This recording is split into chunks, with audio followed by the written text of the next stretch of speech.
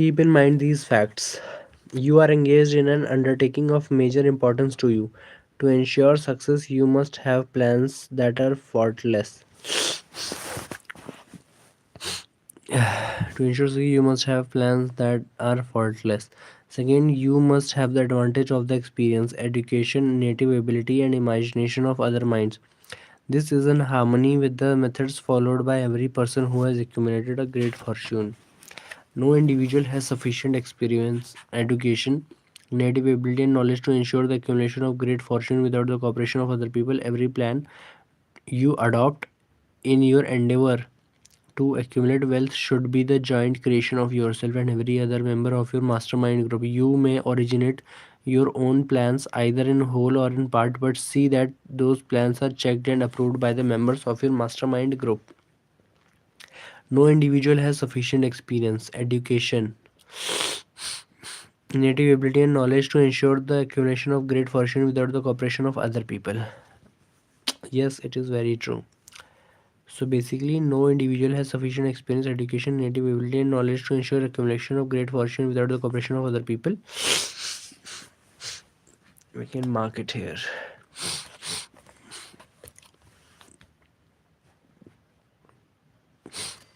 Address the key components of any plan. Plans vary depending on the nature of the industry and business and the products or services you intend to market. You and your mastermind group must define the details. However, your plan should address the following areas: goals or mission. Goal or mission. Description of your business and the plans vary depending on the nature of the industry and business of the product or service you intend to market. You and your mastermind group must define the details. However, your plan should address the following areas: goals or mission, description of your business and the product and or service if it offers. If you are your business, a description of what you offer, statement of what makes you or your business unique and better, SWOT analysis highlighting your business strength and weakness along with marketplace opportunities, unmet and undeserved needs, and threats from competition, for example, or business intelligence intel exposing a unique and significant opportunity with little or no competition in the marketplace. Description of your management team, mastermind group, and the qualities of accomplishment that make them uniquely qualified to execute the plan. Plans to market the products and service being offered. Financial analysis that covers startup and operation costs, revenue projection, and cash flow. Specialized knowledge required to offer the products or service, market them, deliver them to the marketplace, and run the business. This is either knowledge you have or must obtain through other means, as described. Be persistent and adjust the plan as necessary. If the first plan you adopt does not succeed, replace it with a new plan. If this new plan fails to work, replace it with another, and so on until you find a plan that does work. Right here is the point at which the majority of people meet with failure. Okay, right here is the point at which the majority of people meet with failure because of their lack of persistence in creating new plans to take the place of those that fail. Temporary defeat is not permanent failure. It may only mean that your plans have not been sound. Build other plans, start over. We see people who have accumulated great fortune, but we often recognize only their triumph, overlooking the temporary defeats that they had to surmount before they achieved their goals. Here are few examples. Thomas Alva Edison failed 10,000 times before he perfected the incandescent electric light bulb. That is, he met the temporary defeat 10,000 times before his efforts were crowned with success. Okay. James J. Hill met with temporary defeat when he first endeavored to raise the necessary capital to build a railroad from east to west, but he turned defeat into victory through new plans. Henry Ford met with temporary defeat not only at the beginning of his automobile career but after he had gone far toward the top. He created new plans and continued marching on to financial victory. No follower of this philosophy can reasonably expect to accumulate a fortune without experiencing temporary defeat. When defeat comes, accept it as a signal that your plans are not sound. Rebuild those plans and set sail once more toward your coveted goal. If you give up before your goal has been reached, you are a quitter.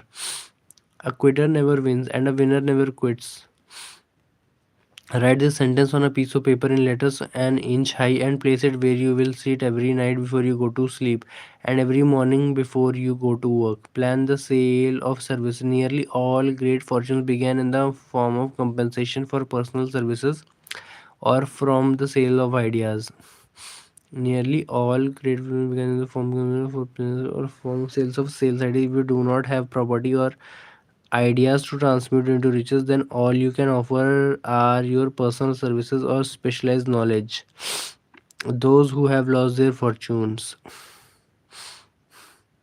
and those who are just beginning to earn money have nothing but personal services to offer in return for riches. Therefore, it is essential that they have available the practical information needed to market their services to their best advantage.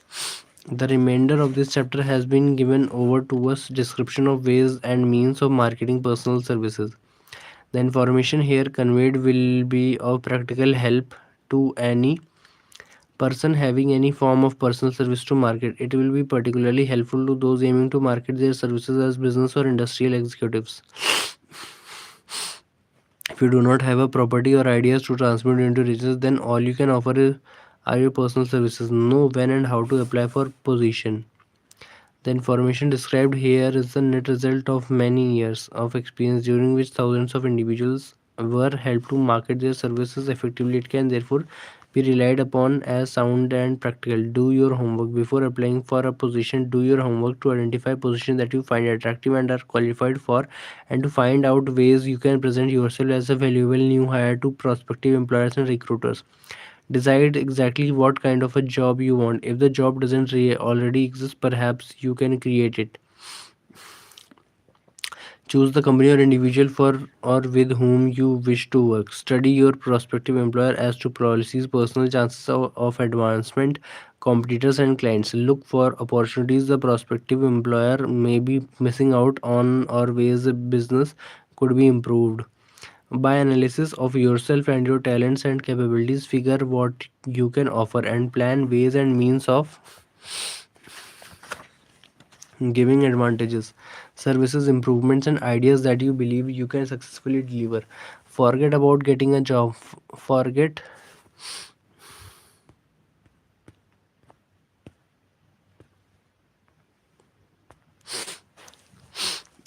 about getting a job. Forget whether or not there is an opening. Concentrate on what you can give that would make you valuable enough to hire. Once you have your plan in mind, arrange with an experienced writer to help you put it on paper in neat form and in full delay.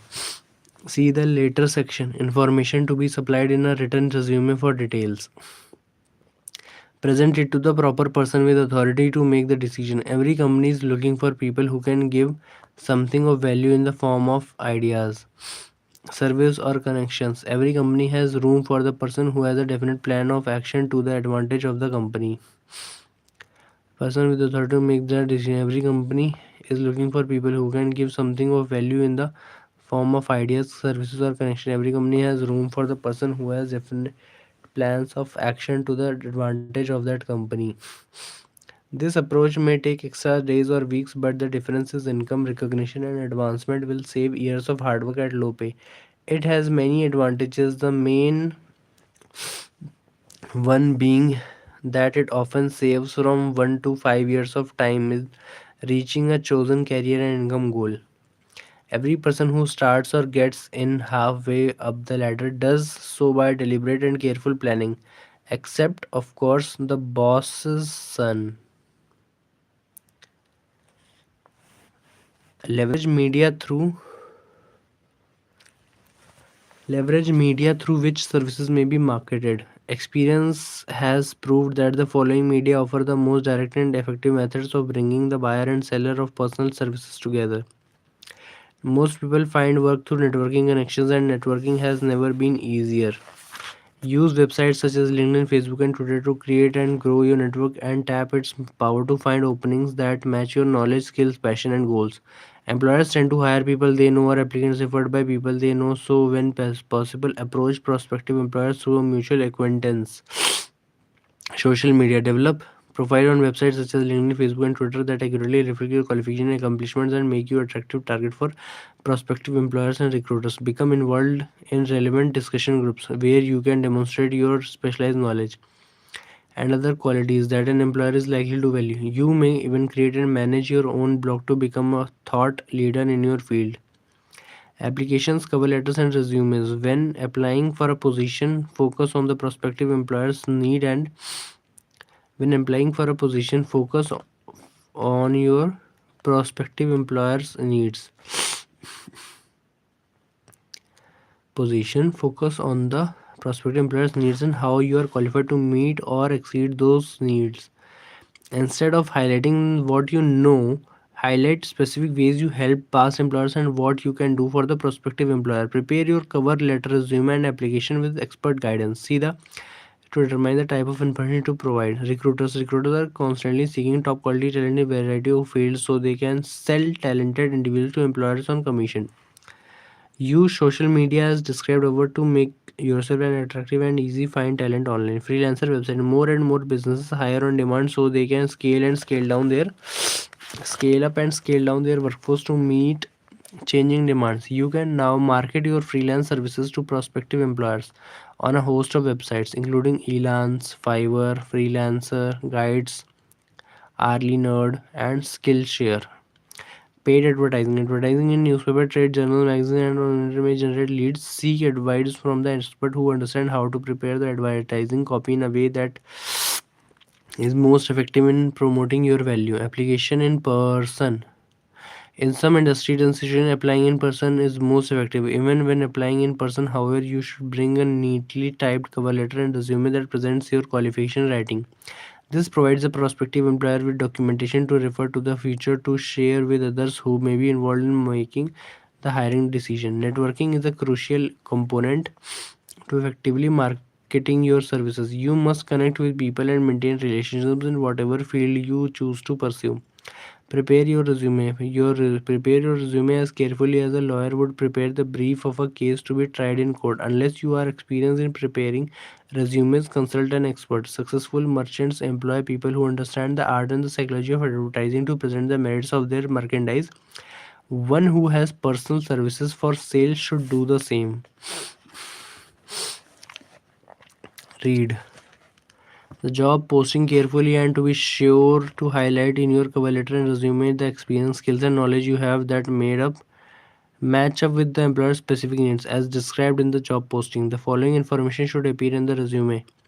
Specific position being applied for. Avoid application for a position without describing exactly what particular position you seek. Never apply for such a just a position which indicates you lack specialized qualifications. Your qualification for the position. Give full details as a reason you believe you are qualified for the particular position you seek. This is the most important detail of your application. It determines more than anything else what considerations you receive.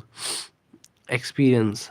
If you have experience in connection with positions similar to one you seek, describe it fully and state the names and address of former employers. Be sure to bring out clearly any special experience that qualifies you for the position you seek. Applicable skills.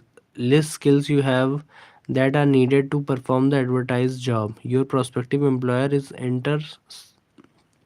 interested more in what you are able to do than what you know. Accomplishments. Provide at least three concrete examples of how you made money or saved money for previous employers or improved the business in some way. For example, by completing a project ahead of scheduled or making process more efficient. Education.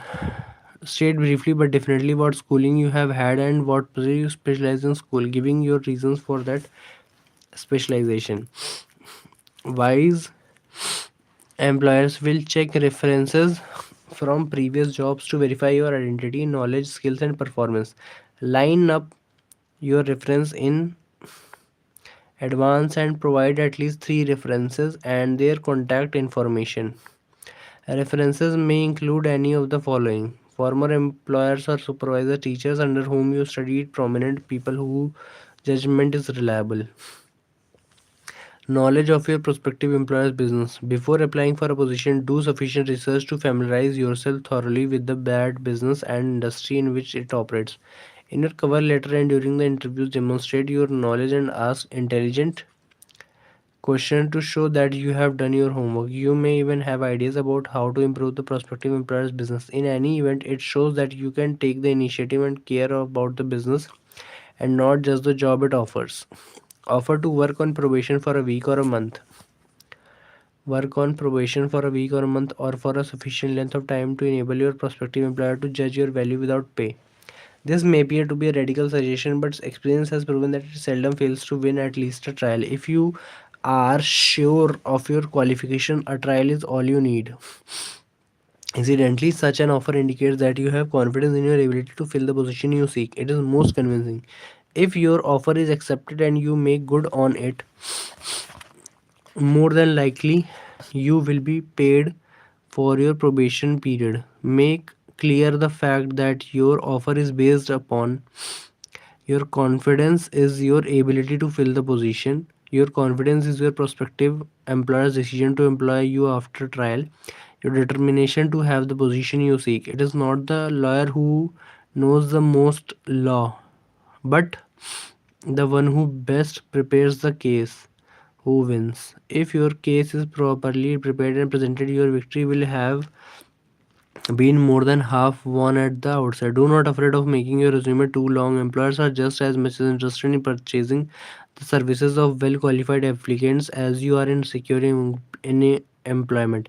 In fact, the success of most successful employers is due primarily to their ability to select well qualified employees. They want all the information available. Neatness in the preparation of your resume indicates that that you care and that you attend to details. I have helped to prepare resumes for clients that were too so striking as well as out the ordinary that they resulted in the employment of the application without a personal interview. Once the resume is completed, have it typed on the finest paper you can obtain. Carefully check the spelling and grammar. Follow these instructions to the letter, improving upon them wherever your imagination suggests. Successful salespeople groom themselves with care. They understand that first impressions are lasting. Your resume is your sales representative. Give it good suit of clothes so it will stand out in bold contrast to anything your prospective employer ever saw in the way of an application for a position. If the position you seek is worth having, it is worth pursuing with care.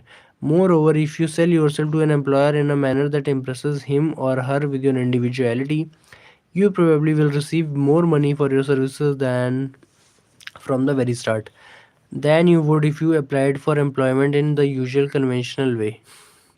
View your job as a partnership. When you are in the business of selling your services, you would do best to view your job as a partnership in which you and your employer partner as colleagues to serve the needs of the client or customer.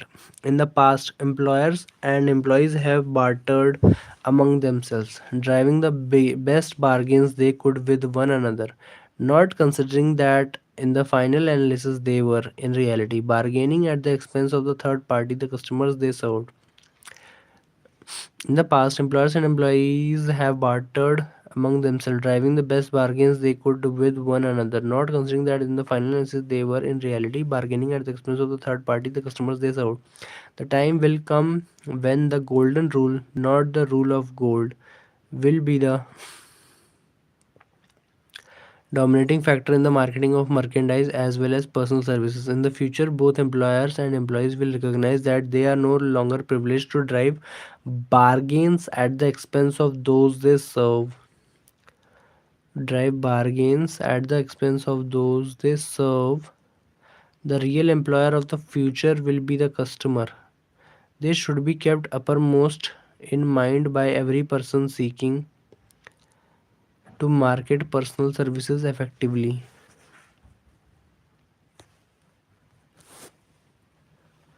Courtesy and service are the watchwords of merchandising today and apply to the person who is marketing personal services even more directly than to the employer whom he serves. Because in the final analysis, both the employer and his employee are employed by the customers they serve. If they fail to serve well, they pay by the loss of their privilege of serving. Yesterday's go getter has been supplanted by today's go giver.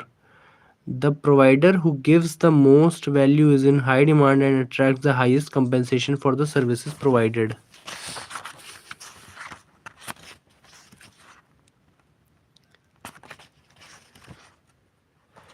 An idea combined with a plan and the specialized knowledge to execute the plans yield riches.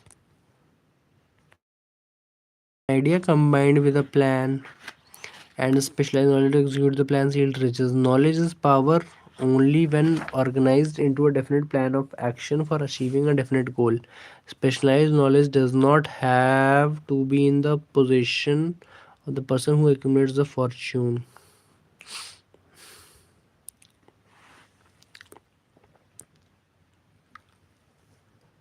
Okay, all right. Know your QQS rating. If it is up to you to sell your own personal services, the quality and the quantity of services rendered and the spirit in which it is rendered determine to a large extent the price and the duration of employment. To market personal services effectively, which means a permanent market at a satisfactory price under pleasant conditions, one must adopt and follow the QQS formula, which means that quality plus quantity plus the proper spirit of cooperation equals perfect marketing for services. Remember the QQS formula, but do more. Apply it as a habit. Let us analyze the formula to make sure we understand exactly what it means. Quality of service shall be construed to mean the performance of every detail in connection with your position in the most efficient manner possible, with the object of greater efficiency always in mind. Quantity of service shall be understood to mean a habit of rendering all the services of which you are capable at all times, with the purpose of increasing the amount of service rendered as greater skill is developed through practice and experience. Emphasis is again placed on the word habit. Okay, so you have to form a habit of giving quality and as well as quality to your customers. Spirit of service shall be construed to mean the habit of agreeable, harmonious conduct that will induce cooperation from associates and fellow employees. Adequacy of quality and quantity of services is not sufficient to maintain a permanent market for your services. The conduct or the spirit in which you deliver service is a strong determining factor in connection with both price you receive and duration of employment. Adequacy of quality and quantity of service is not sufficient to maintain a permanent market in for your services. The conduct or the spirit in which you deliver service is a strong determination factor in connection with both the price you receive and duration of employment. QQS formula: quantity plus quantity, spirit of cooperation equals to perfect marketing of service. Andrew Carnegie stressed this point more than others in connection with this description of the factors that lead to success in the marketing of personal services. He emphasized again and again the necessity of harmonious conduct. He stressed the fact that he would not retain any person, no matter how great a quantity or how efficient the quality of his her work, unless that person worked in a spirit of harmony. Mr. Carnage insisted upon everybody being agreeable. To prove that he placed a high value upon this quality, he permitted many people who conformed to his standard to become very wealthy. Those who did not conform had to make room for others. The importance of a pleasing personality has been stressed because it is a factor that enables one to render service in the proper spirit. If one has a personality which pleases and renders services in a spirit of harmony, these assets often make up for deficiencies in both the quality and the quantity of service one renders. Nothing, however, can be successfully substituted.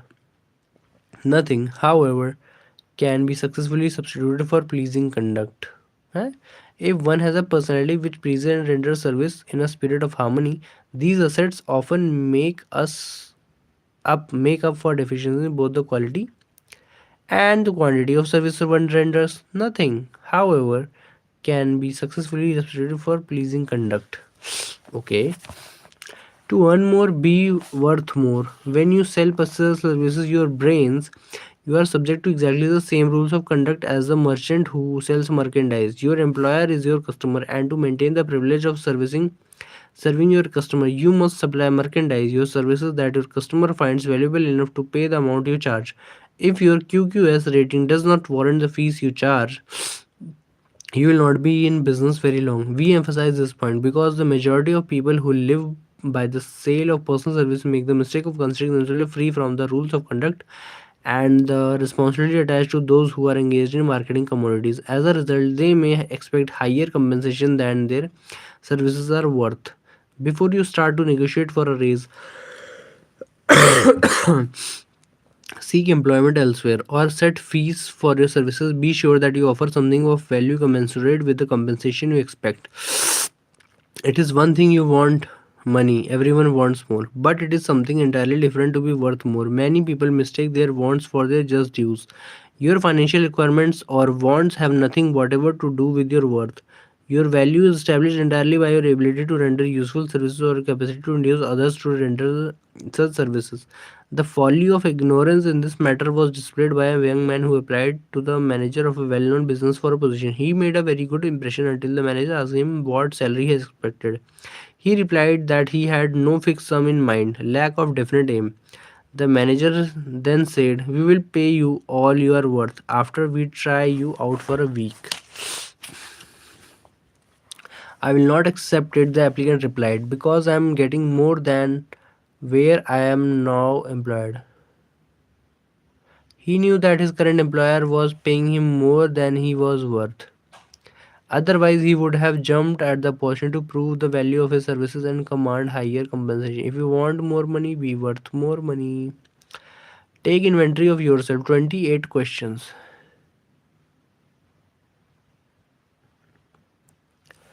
Take inventory of yourself. 28 questions. Annual self analysis is an essential in the effective marketing of personal services, as is annual inventory in merchandising. Moreover, the early yearly analysis should disclose a decrease in faults and an increase in virtues. One moves forward, stands still, and goes backward in life.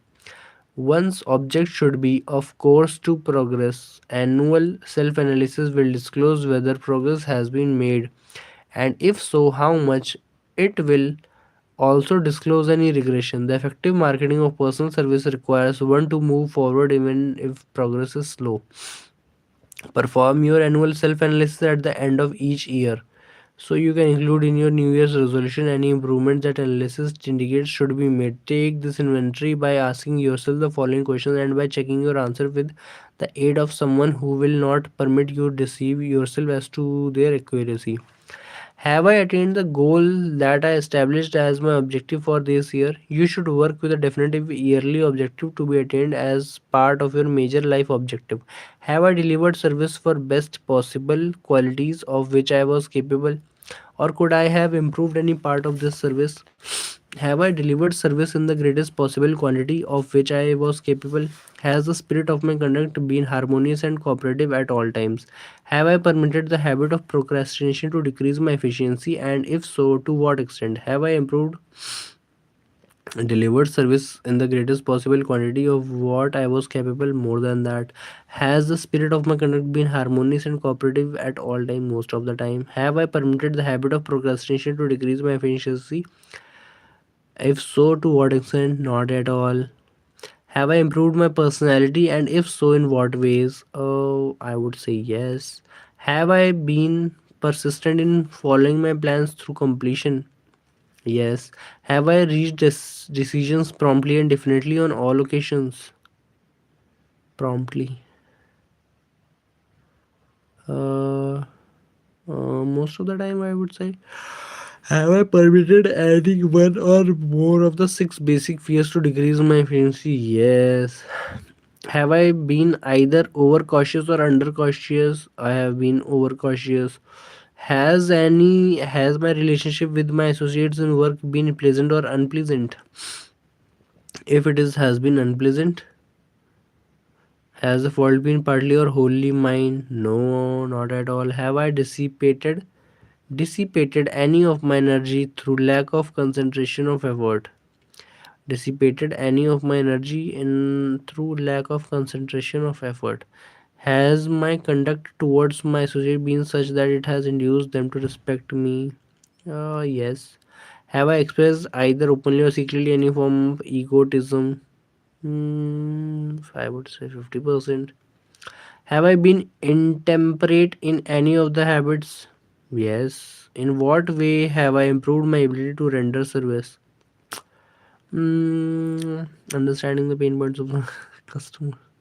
Have I been open minded and tolerant in connection with all subjects? Yes. Have I dissipated any energy through lack of concentration?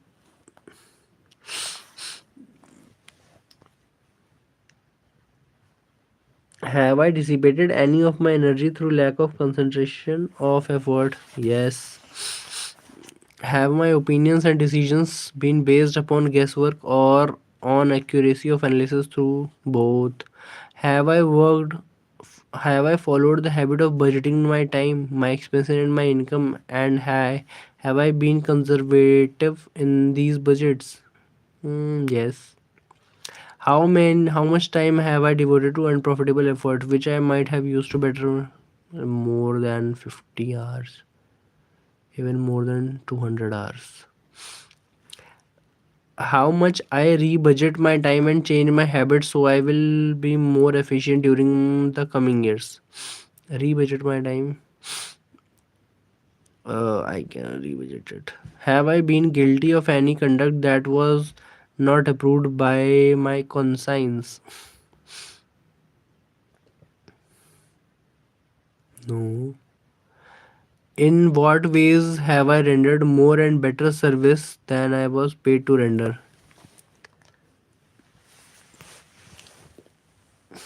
Have I been unfair to anyone? And if so, in what way? Never.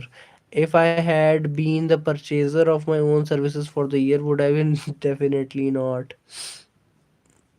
Yeah, actually, yes. Am I the in the right vocation? And if not, why not? What do you mean by vocation?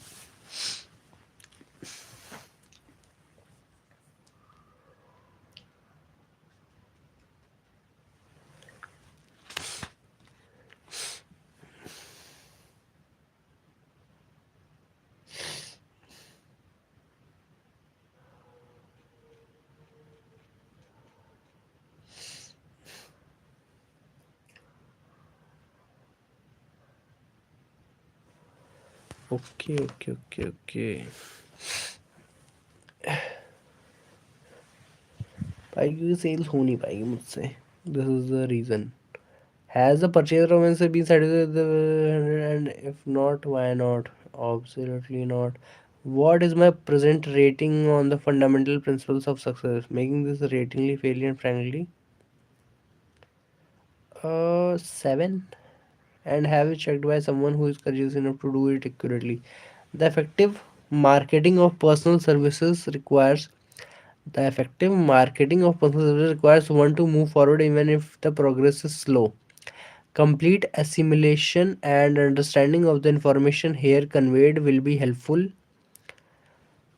in marketing one's own services, and it also helps one to become more analytical and capable of judging people. The information is priceless and to personal directors, employment managers, and other executives charged with selecting employees and maintaining efficient organizations.